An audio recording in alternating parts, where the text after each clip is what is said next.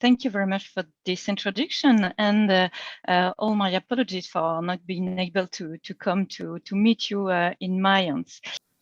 The Codex Florence Medicis Library Pluteus 29.1 is recognized as one of the most important and voluminous sources for our understanding of medieval music at a crucial moment in its history, that is the end of the 12th and 13th centuries, polyphonic and Latin monophonic repertoires as developed in the north of France, and in particular in and around the liturgy performed at the Notre Dame Cathedral of Paris. Manufactured in Paris in the middle of the 13th century, this book is an important part of the Western cultural heritage, and though it is not the only one to transmit these repertoires, few others are considered central because they share most of their content, and beside them, there is quite a large number of more fragmentary testimonies, ranging from incomplete manuscript to snippets. Among all this web of sources, the Florence manuscript is the most praised due to its size and completeness in regard to the musical repertoire, the quality of its copy, and the sophistication of its organization and decoration. All these elements make it a prestigious artifact, but also a rare testimony of what is considered as the origin of modern composition and a close descendant of the Magnus Liber Organi as reported in the Anonymous Four Treatises. For all these reasons, the Florence manuscript can be said as a good old buddy for many medievalists and musicologists. Several seminal studies have already focused on its codicological, paleographical, musical, and liturgical aspects. Its repertoire has, of course, been examined from very angles. Hypotheses have been formulated about the context of elaboration of its supposed commissioners. Some important studies have succeeded in showing to what extent the copyists were involved in the editing, rearranging, or even composing some of the pieces they were inscribing on the page. Little information, however, has been gathered to help us to understand how it was manufactured as a music book, and to dig further the material conditions of its production. What constraints did the craftsmen face at work? What traces can be gleaned from the copyist's effort to accomplish such a long and elaborate task? This is, I believe, quite a new prism of observation that could hopefully provide a new look of an old book. To understand the kind of issues the craftsmen may have faced in making the Florence manuscript, it is necessary to have its organization and musical content in mind.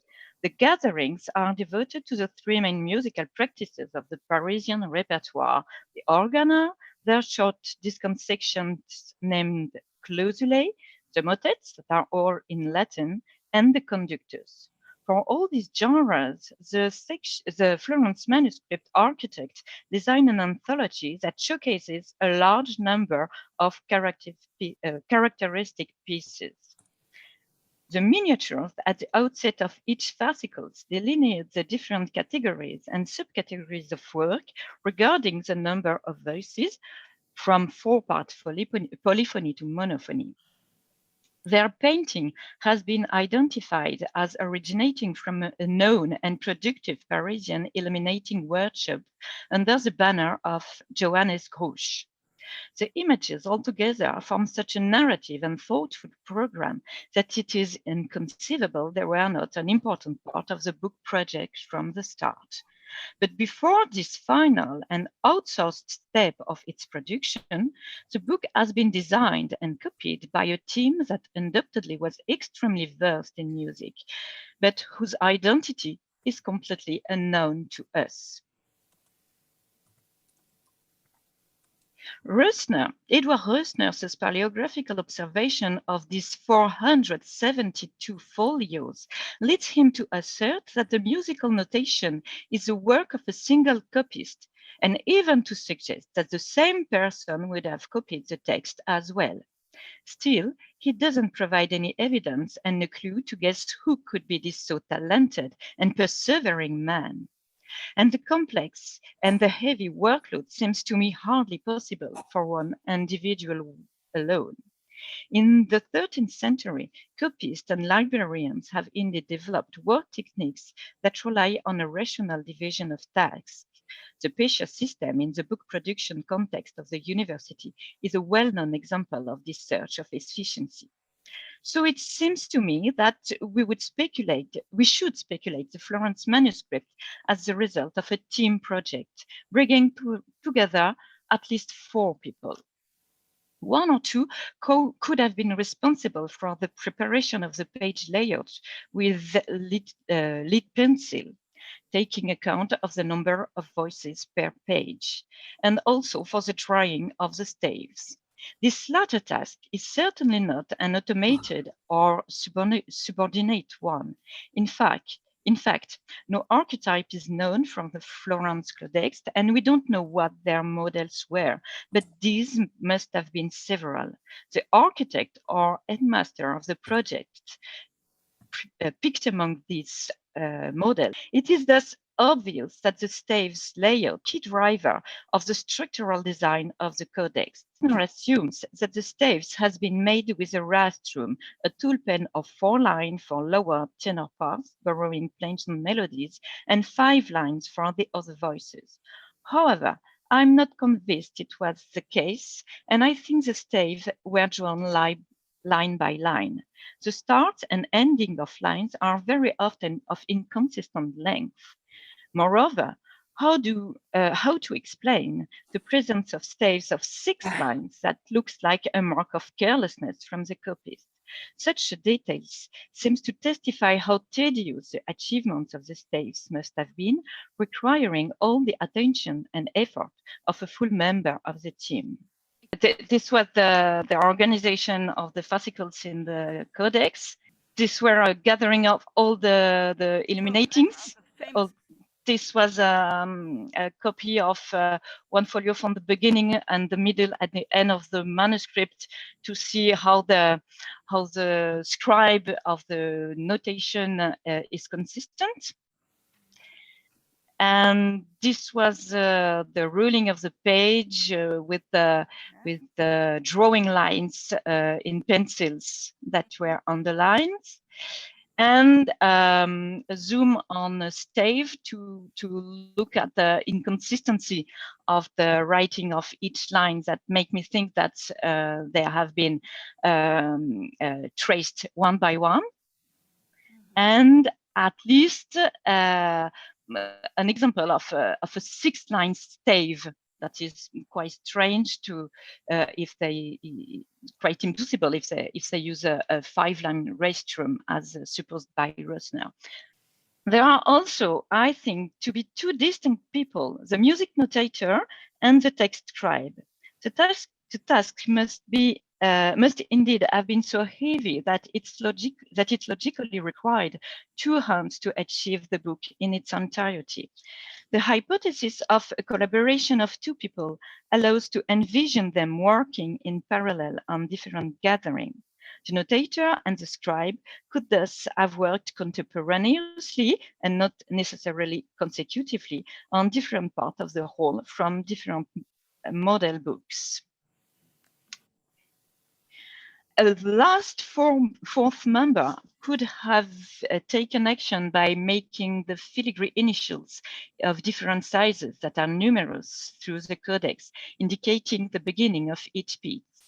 I like to think that this aspect of the book production was not subcontracted to the illuminator Johannes Grusch's workshop, and that it was considered as a constitutive element linked to the musical conception of the project, so necessarily achieved inside the team. Moreover, the ability required for the crafting of this kind of decoration is very common among Parisian librarian cycles. Let's now see the copying processes at work thanks to a careful observation of the folios of the Florence manuscripts. An overview of the manuscript and of the different elements of which it is made up allows us to identify two main layered scenarios regarding the way of dealing the relationship between the initial on the one hand and the stave on the other. The simplest one is a display in which the initial letter is written over the staves so that the red lines are still visible underneath the letter. This process, it means that the page can have been ruled without planning from the beginning to the next of the gathering. Once the staves are drawn, the music and next the text can be put on the page. And after that, the finishing touches with the initials. As this scenario concerns primarily the inscription of the organa and clausulae, it seems reasonable to think that the textual scribe acts after the music notator, and the musical material is mostly melismatic. In some very compact passages, the scribe is forced to use word contractions to succeed in writing the text in the space determined by the musical notation just above. I call this scenario A. Another scenario, the scenario B, is way more characteristic of the level of anticipation of the team had to face. It is used in the first place to put in writing the collection of conductors from the fixed fascicle and after. In this scenario B, the initials take place in empty spaces delineated from the very beginning when the page was ruled with the pencil. A zoom on the scriptures shows that the text is the next to be entered, even before the drying of the red staves, which cover the descendants of the letters at some times. This way of proceeding with the text first is attested in another fragmentary and unfinished source from Troyes, earlier than the Florence manuscript, that also contain conductors. It may happen that the anticipation of the relationship between the arrangement of the lyrics and the melismatic passages fails, but it's quite rare.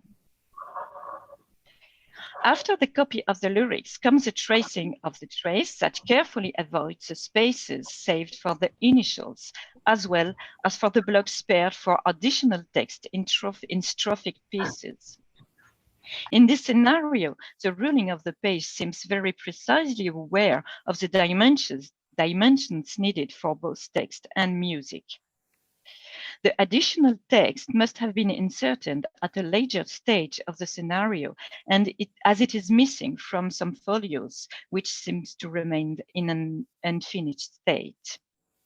This scenario B takes account of the constraints proper to the strophic conductors, but this is still observed in scopinian pieces like durchkomponiert conductus or motets that don't require space for additional text. Nevertheless, the place of initials continues to be forecasted in the ruling of staves, which may have been burdensome. That is probably why a third scenario that mixes A and B appears at the last part of the conductus fascicles 6, 7, 9, and 10. This mixed scenario combines the lack of anticipation of the initial of the scenario A, and the primacy of the text over the notation as in the scenario B. It could mean that the endings of these fascicles were filled with less prepared material or coming from divergent models. The presence of many ruled and noted folios at the end of the fascicles confirms this methodology. Nevertheless, the coexistence of scenario A and B is a visible part reflecting the strong perception of the boundaries between different kinds of practices and compositions that are put together in the book. The first fascicle is without doubt the most famous and scrutinized one, but also the most interesting regarding how the team has managed the different genres and layouts. This fascicle is devoted to four-part polyphony in organum, clausulae, and conductus. This very little corpus is completed by three-part polyphony. The scenario A applies on the folios of organum and clausulae, and the scribes change for scenario B from folio 9 verso when additional stanza for the conductus mundus vergent is inserted. One can notice here that the scenario that the folio 9 recto, where the mundus vergent starts, will still apply the A scenario, and the page is accordingly ruled for organum with a 4-line tenor voice. It immediately changes to 5-line in the next folio to fit with the characteristics of conductus. The folio 10 verso is highly indicative of the scribal team's awareness of these two layout models and their importance in understanding genre boundaries. The two upper systems are the end of the four-part conductus vetus habit litera. The piece continues with two additional stanzas. The last one occupies the space for the fourth stave of the next system, which had deliberately not been drawn. The transition from four to three-part polyphony and from conductus to clausula is here ingeniously planned ahead and carefully crafted. And of course, the following folios until the end of the fascicle return to scenario A. So, our attempt to retrace the passes of the scribes and notators' labor seek to understand their methods and their procedures that can only be seen by the observation of minute details. Most of them have hitherto gone unnoticed or considered as trivial information. This ongoing research aims at figuring out an emergent category of urban music bookmakers at work in the Florence manuscript and other Parisian sources from the middle 13th century. As we have seen, such a team was struggling with the new stakes of a complex and evolving repertories. Their endeavor departs from the monastic habits and purposes that has long been cultivated in the scriptoria. By observing their skills and level of expertise, we can just have a glimpse of their cultural and social milieu. They might for sure have been accomplished musicians, and their awareness of what they are doing is astounding. But the magnitude of their tasks makes me think that it is not the fact of the ecclesiastical staff in charge at Notre Dame, such as chanters or sub-chanters, but rather the one of a more or less independent group of craftsmen that develop a huge ability in music notation and knowledge of the repertoire. Many work still has to be done to properly understand and to explain their choices and methods, and to touch who they could be and how they worked. But a road is open, a furrow to dig, like what the two laborers depicted in the miniature of the 10th fascicle of the Florence manuscript, and the beginning of the song, quoting Isaiah's Homo natus ad laborem. That sounds an encouragement to continue. Thank you very much.